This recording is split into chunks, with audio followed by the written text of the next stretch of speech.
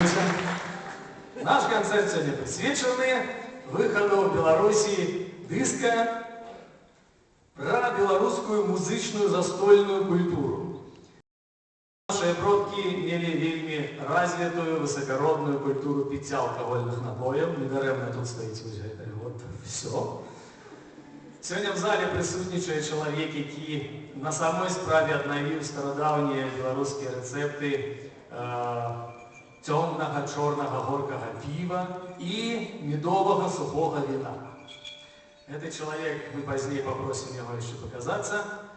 Сёння мы будзем выконваць дзеля вашай увагі тое, што нашы продкі лічылі дарэчы і да месца выконваць на застоллях. Гэта не проста спевы пра літво, пра весялосць, гэта яшчэ спевы і рэлігійныя, спевы высакародныя пра заснаванне гарадоў, пра вялікіх князёў літоўскіх і гэтак далей.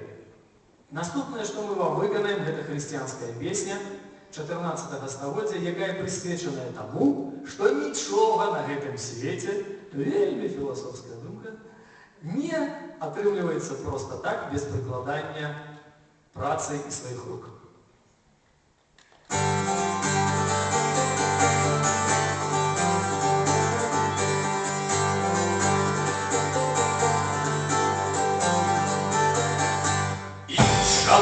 Выявых деток вымирают прыгожность.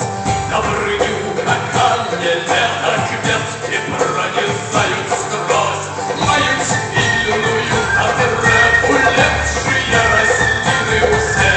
Только на уродливой глебе метка кожей вырасте. Жалуй спочатку ценять кветок звонку хоросту.